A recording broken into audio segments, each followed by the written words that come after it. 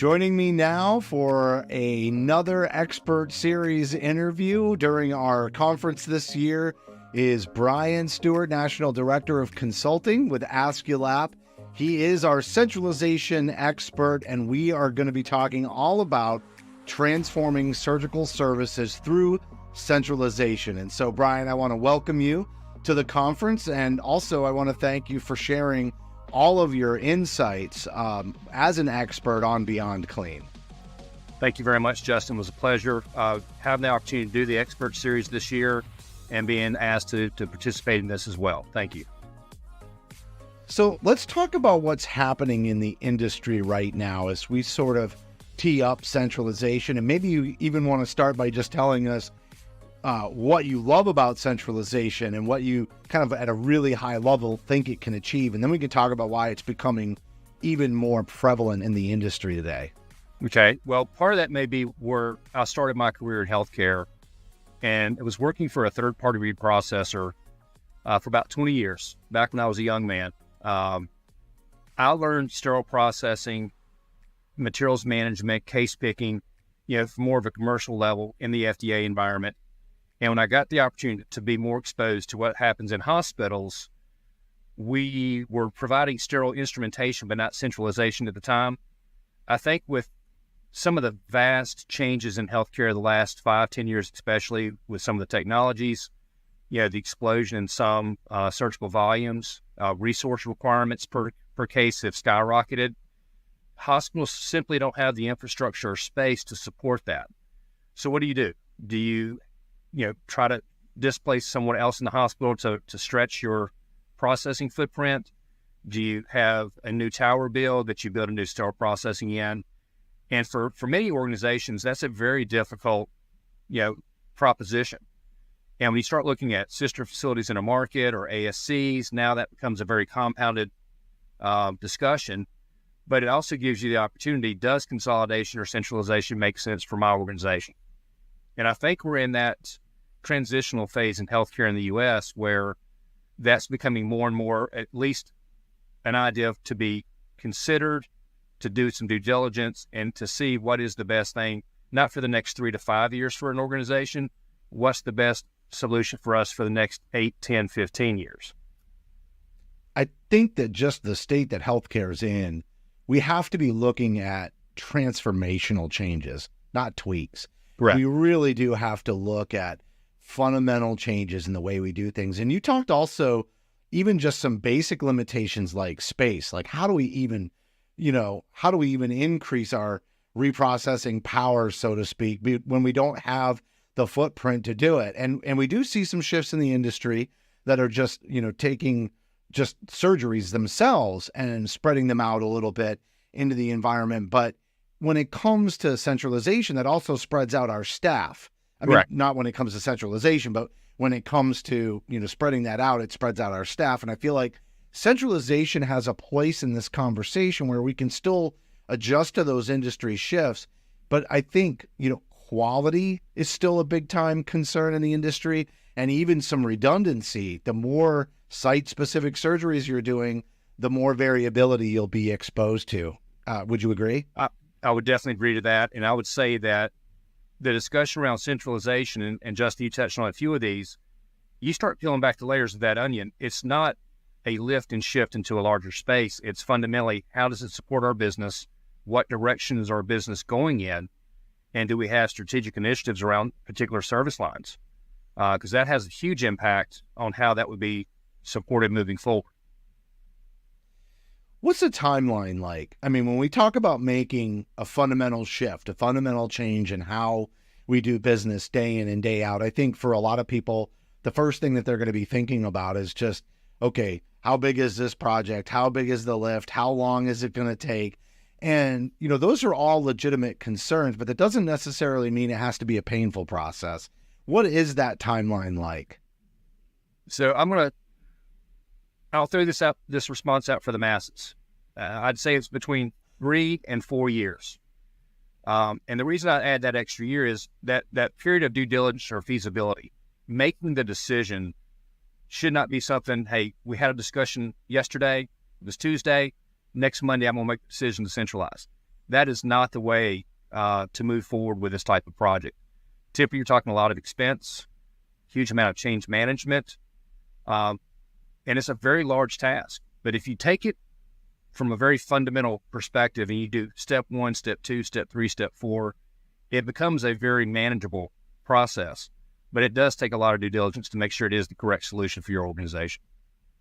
What are some of the factors in that feasibility? And I like that you gave a realistic timeline, but a lot of it is that due diligence that's happening up front. You have to make sure that you're invested in a long-term project and that leadership understands the vision, right? And that this is going to be carried out regardless of turnover, because this is one of those projects you don't start and then say, okay, we had a change and now we're going to shift directions. Like once you're off to the races with this, you're seeing it through.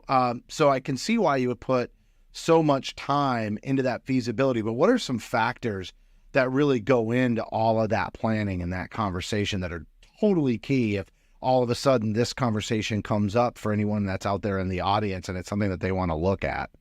Well, I mean, that first year, and I'm going to steal one of your words from you, Justin, that you just happened to throw out there, that is vision.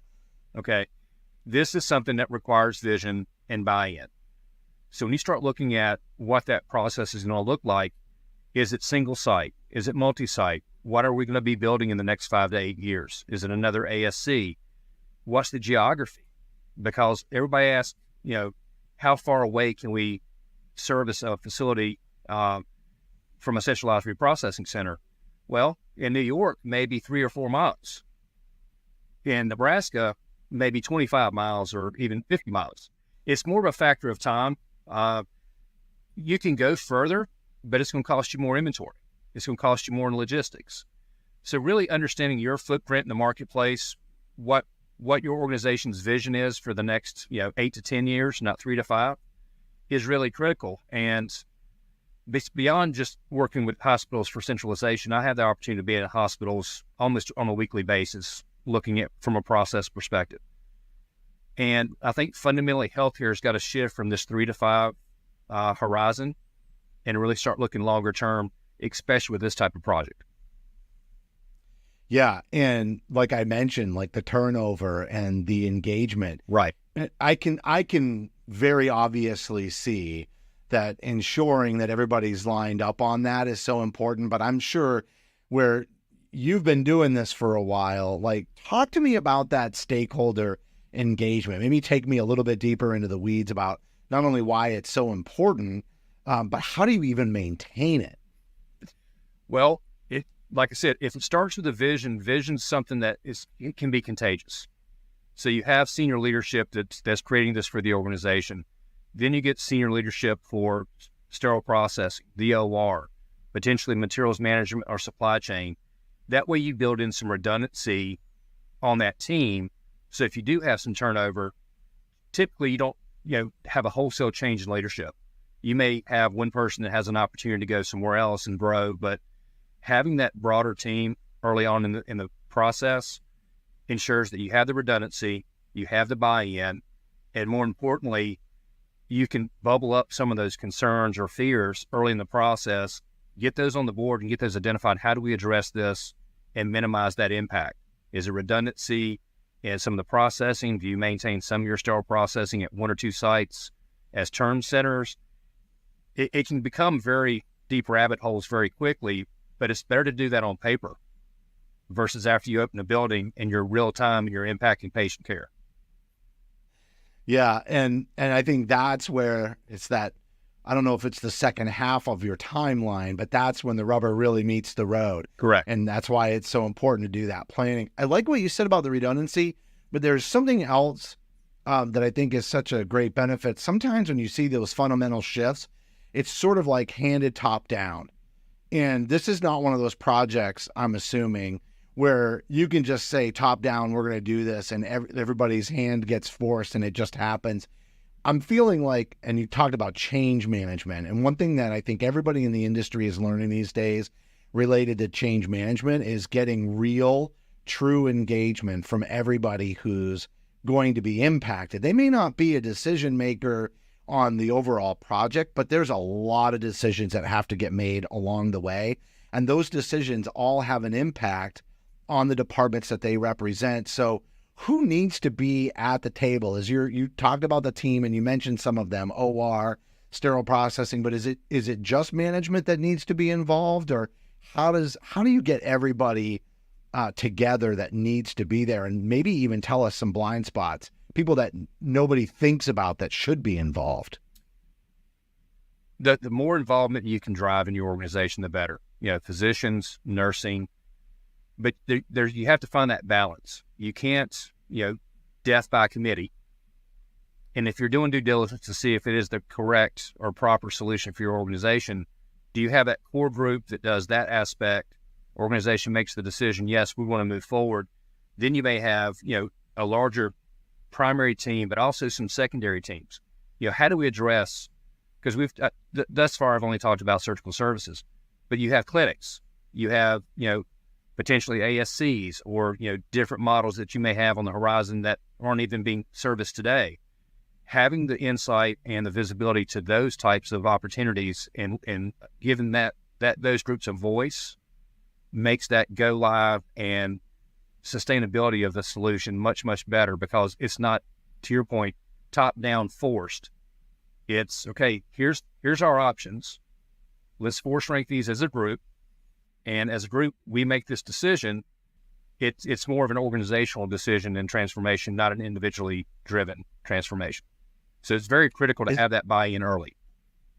Is it almost like a board of directors in a way? I mean, I almost feel like you're building a business because you're changing the way you do business. Well, fundamentally you are. And we saw some of this, I'd say, about 2 years before COVID. We started seeing consolidation. Clinics, L&D, ED, all that started coming into sterile processing. So we've had a single wave of this already. And there were some growing pains. So now if you look doing that across multiple facilities, it's a very similar process. A lot of the same controls or new processes need to be put in place. It's a matter of scale at that point. But I wish I knew that you were out there as an expert about 15 years ago, maybe closer to 12 or 13 years ago. But I remember some of the sterile processing departments that I worked with were all of a sudden, it was just like you said, and it was beginning to happen before the pandemic, but all of that clinic volume was running through. Correct. And just the fundamental communication between the expectations of the clinic and the sterile processing department, and then having tools to help manage that communication. I mean, how many times did I talk to somebody who said the clinic got their instruments back and they said, these aren't my instruments, these aren't our instruments. And it was very difficult because it is not managing those clinic instrumentation is not the same thing as being within surgical services. And I can't tell you how many just weren't even ready for it. Well, and fundamentally, you don't have a par level. You probably didn't have any type of master list with part numbers, maybe, local descriptions for the items.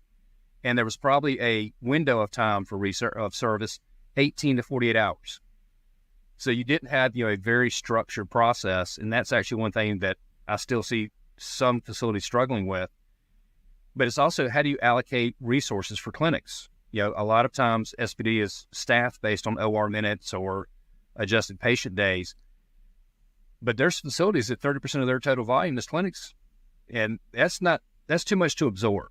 So when you start down this path of feasibility, it's uncovering all these intricacies, getting them on the table, getting them in the light, and having that dialogue. Okay, our clinics have grown 20% in the last 5 years. Our clinics drive our surgical program through referrals.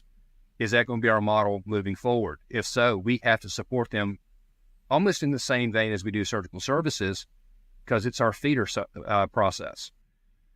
But once you start getting everything quantified, and I think that's one of the biggest challenges, Justin, is quantifying. It's so much I feel, even with tracking, you start doing single items like pill packs or some of these clinics, you see a number, but not really the quantification of what really goes into that servicing. This process will force the organization to really uncover some of that. First thing I thought of when you started down this path was benchmarks.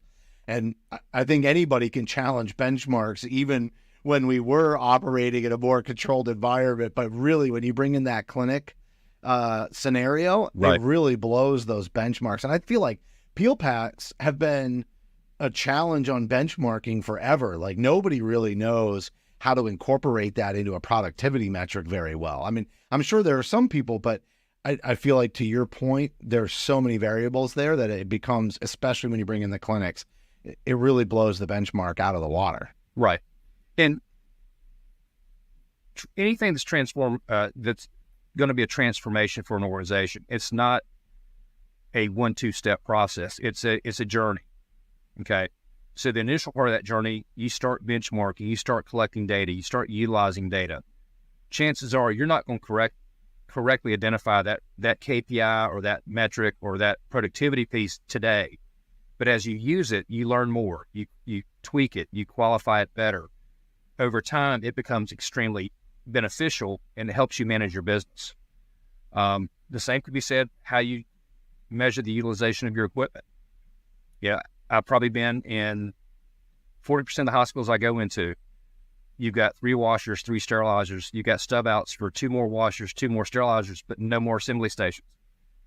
So you artificially create this bottleneck for yourself. Again, these are the types of things that have to go into part of that feasibility when you look at centralization. What are the physical limitations of our current space? How do we overcome that, or do we build that into, an offsite type solution? That's really, it's interesting what you just mentioned there to me. I'm hearing we don't want to take what we think is working okay today into the new model because we may not even be considering the challenges that we're already working around and that are not in an ideal state. And we could literally carry that into the project if we're trying to think about it. Oh, well, we always got by this way, but that might be something that you can get by in one scenario, but then all of a sudden when you centralize, it's really at that scale blown out into this much bigger problem that was maybe something in a smaller facility that you sort of tolerated or were able to throw a couple of bodies at it, so to speak, to get around it. And then on this scale, it really magnifies the issue. Is that why it's so important to have so many different stakeholders with different experiences, like I guess cross-functional teams at the table here is so that you can kind of evaluate this end to end when somebody says, well, if we could do this. Do you need other people to chime in and say, yeah, but if you do that, this is what happens to us? Absolutely. We, as people, we have our scope of view, our perspective. My perspective is probably slightly different than yours. It's probably slightly different than Hank's. But the three of us working on something together, that perspective, probably goes up exponentially. And we each uncover or question or challenge even, some of that perspective to get us to a better resolution. And that's what's so critical about these cross-functional teams. It's not that it's punitive, it's not that it has to be confrontational, but you have to go into this with a mindset of, hey, let's try to poke holes in this because we have to live with this for a period of time once it goes live. Is that the fun part of the job? I just have to ask. I realize it can also be the most challenging, but you're literally telling me that that's the point of the group, is to challenge, the thinking for the ability for it to be successful. I feel like navigating that is some of the fun. I don't know, maybe not. It's part of the fun, it's part of the excitement, but it's also some of the dread because, especially if it was your day to share your idea, now your peer group's going to be poking holes in it. So, it's a little bit of give and take. You almost have to develop a thick skin as you participate in it, knowing that all of that is meant to make you stronger. Well, as an organization and an individual. Correct. Hopefully you don't lose sight of what the team's there to do, and it's to develop, the best possible solution to ensure, their sustainability in the future. Right. Focus on the process and not the people. Correct. When you're talking about challenging the way that you're looking at a certain solution. Correct. All right, let's talk about inventory. We'll get away from the people. I love the people part, which is why I asked you if that was the most fun, because I do. I absolutely love working with people. But let's get into the inventory components, because this is really the logistics of it all. Correct. And what are some of the inventory considerations that, we should be keeping in mind? And I would say specifically, like, if there's a sterile processing manager out there that already knows that they've got some concerns with inventory, Maybe it's not having enough, but there's lots of other categories of inventory concerns. What are some things that you really have to sit there and sit down related to the inventory and take stock of your current situation so that, again, like we talked about, you're not bringing your existing issues to the table as you move forward? Correct. So standardization is probably one of the most beneficial yet challenging opportunities when you look at doing multi-site consolidation,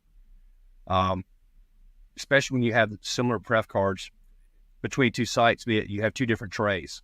Identifying those opportunities early, understanding what your same-day turnover rates are, what trays are commonly being same-day turned over, and then because you're going to lose that ability because you're not 2 floors away anymore, you're 15 miles away. And then as part of the project planning, having the expectation that you got to invest X amount of dollars to cover logistics.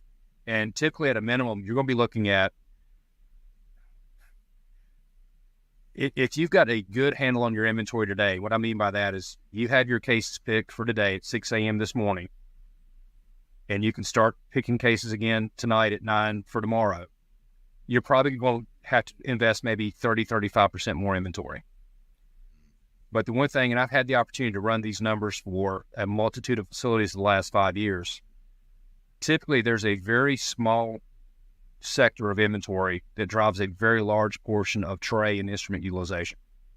Understanding those heavy hitters, and Justin, I mean like 14% of total inventory is like half of the instruments you reprocess.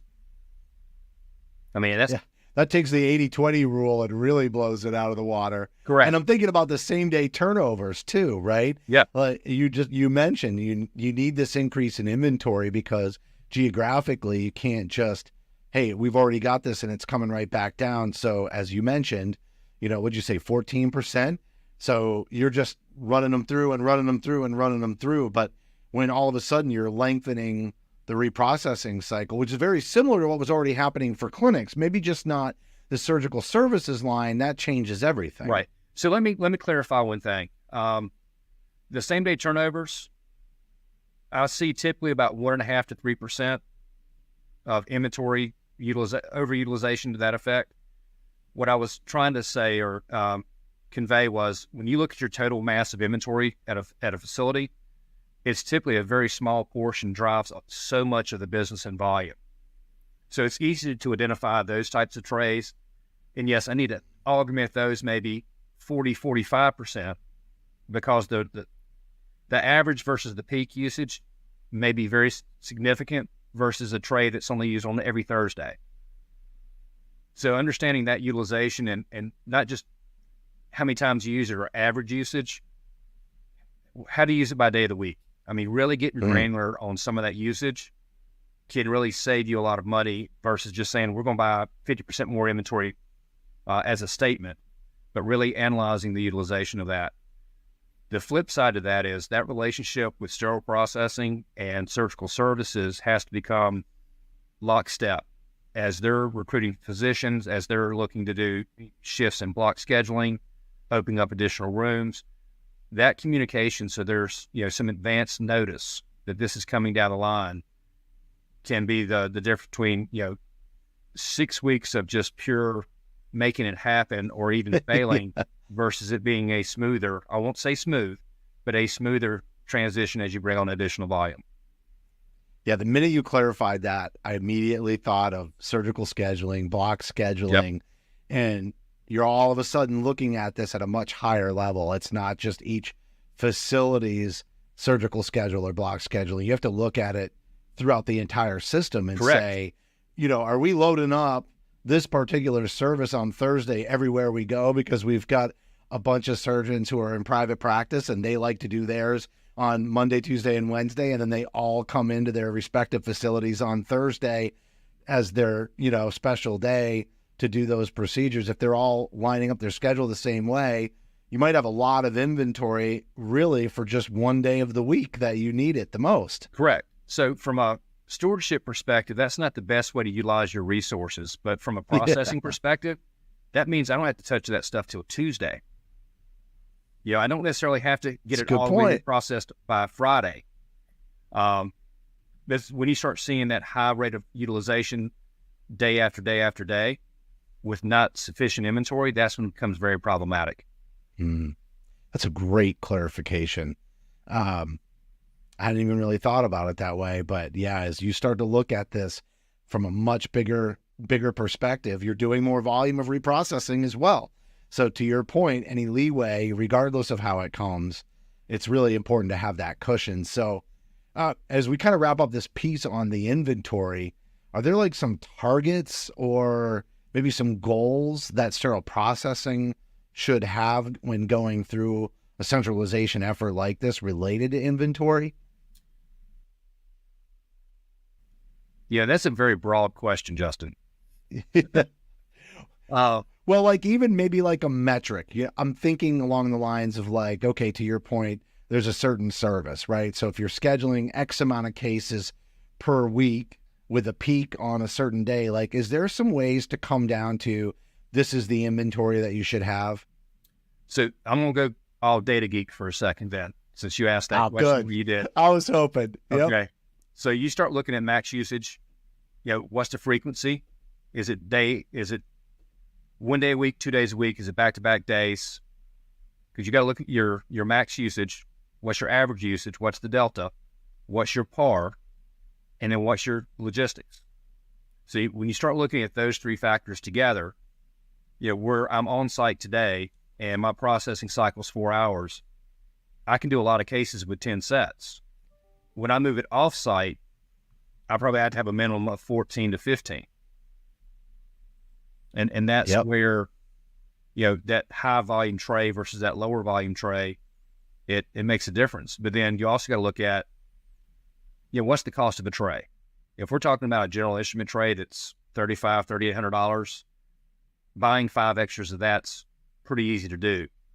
When that tray is $25,000, it's not as easy to buy 4 or 5 of those. So you've got to kind of find that sweet spot as you do that analysis. And that's really a lot of that. Once you make the decision on the service model, you totally shift gears and you start looking at that assessment of inventories in parallel to project planning and, final site design, things like that.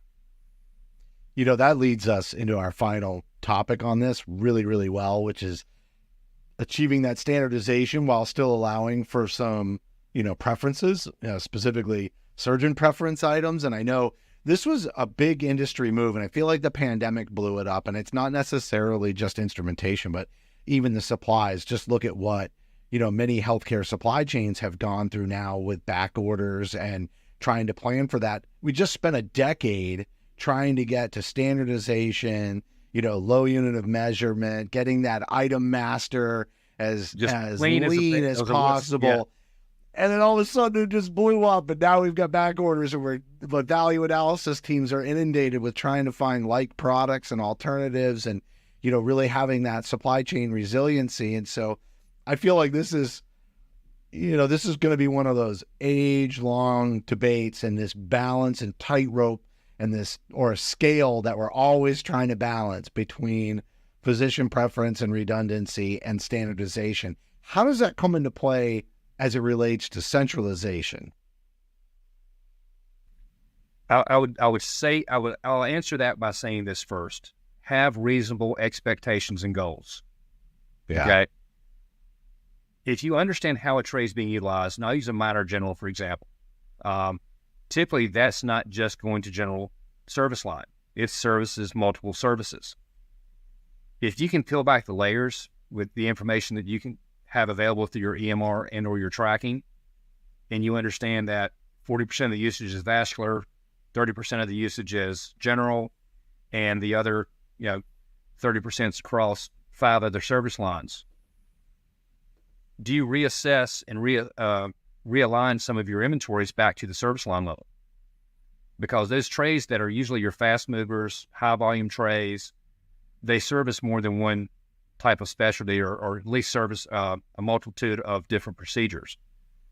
The more you understand how that's utilized, the more you can not just standardize, potentially optimize the tray, but you've had that tray in circulation for 15 years and it started as a minor general. Now it's a minor vascular and it's pulling for plastics. But if you can get to the information, you could actually reassess and potentially rebuild a portion of your fleet that's more service line specific. So some of that specialty vascular instrumentation comes out. Some of that, specialty plastic instrumentation can come out, and you realign your inventories to the service lines. That's where we've seen a lot of opportunity for customers to really not just standardize, but streamline their trays, but then understanding what your primary procedures are. And if you're looking at multiple sites, how do those align for multiple sites? And if you're in close proximity, do you start thinking about, as an organization, centers of excellence? We do all of our robotics at this facility versus 3 miles away at the other facility.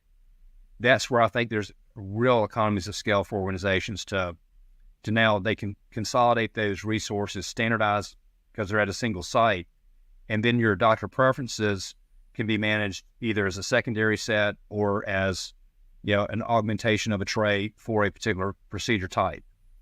I feel like that would even, but I feel like that would even help with just managing add-ons too, right? Yeah. Instead of having add-ons like spread out everywhere, those centers of excellence really help the people that are in that facility really understand what their capacity is too. So there's some like intuitive feedback versus something that's kind of amalgamous across the entire organization where nobody's like, it only the nerve center knows. Correct. Right.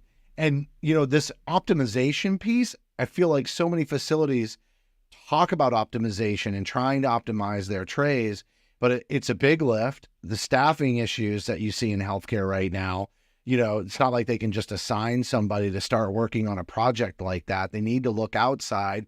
Then there's that funding question again. I feel like a project like this can really, I don't want to say force, because it's not exactly what I mean, but it can force optimization, but it becomes part of a project versus a pet project that somebody maybe doesn't stick with or maintain over time. And so you never really reap the benefits, because I've seen that happen with tray optimization efforts. They get out to a great start, 3, 4, 5 months, but then it's not sustainable. And I feel like a project like this just inherently forces it to happen without actually forcing anybody. It's just part of what you're doing. Correct. So let's talk about scale for just a second. You look at a growth rate of 3 to 6% for a service line, you're going to add a tray or 2 trays. You start looking at centralizing and doing an inventory augmentation for logistics, you're buying hundreds of trays. Yeah. So if you've got 10% of that tray that's not being utilized and you're purchasing that just because it's on the count sheet, that's a lot of funding that could have been utilized somewhere else, probably much, much better. I mean, I think the scale aspect is what really brings that as a foundational need versus want when you start talking about that type of project type.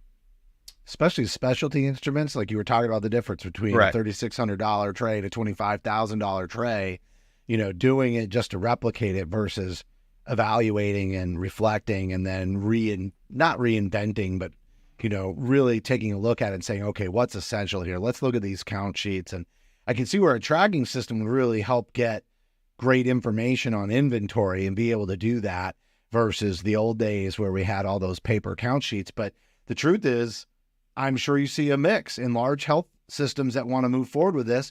You've got a tracking system at all the main sites, but then maybe some of the smaller ancillary facilities are still doing things on paper. And so then you're trying to validate that data too. That's got to be a big part of the undertaking. I mean, at least you've already started if you've got tracking at one of your sites. But if you're a facility that doesn't have tracking at all and you're considering this, that's going to be one of the first boxes on the list, add tracking. But the other thing that amazes me is the fact that we've got so much information in healthcare today with tracking systems, with EMR, purchase histories, but that information never gets compared, okay?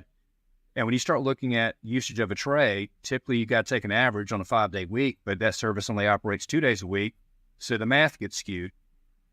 How about the demand? How many times was it requested? And that's where I think using the EMR and the tracking to really drive more insight has given us a little more advantage on how to better forecast and understand what an organization's scale would look like in 10 years or 12 years versus, tomorrow. it's so interesting because we talk about a lot of these fundamental supply chain type of concepts in healthcare supply chain related to like products and single use items, but it's never more prevalent when you're actually talking about inventory management and sterile processing in the operating room. And yet I would say a lot of those departments, unless they came from supply chain and moved in to a business manager role in the operating room or a sterile processing manager role, they don't necessarily bring those fundamentals with them. They learn it very much on the job. And when you start talking about something this scale, it exposes the need to have some real fundamental supply chain and logistics concepts down. Correct. So let's talk through that just for a second. You've got 6 facilities. Okay. 2 of the large facilities do about 300 trays a day. They've got, good utilization of equipment. They're not stressed in that regard. You've got 2 very busy ASCs that's doing about 150 trays a day. And then you've got 2 smaller community hospitals that's doing about 100 trays a day. So you've got 300, 600, 750, 900, and now you're at 1,100 trays. Yeah. I mean, at one time. Physically seeing that scale of reprocessing isn't very common. I mean, there's only a few locations in the U.S. that operate at that scale. And if you're going to go down this path, I would highly recommend do a site visit, ask about those lessons learned for somebody that's gone through the process and they got the war scars to show for how they got to where they are today, because it was not an easy task, and learn from it. Be humble. Try to get as much information as you can. Inventory, process, logistics, all those aspects of the business. Yeah.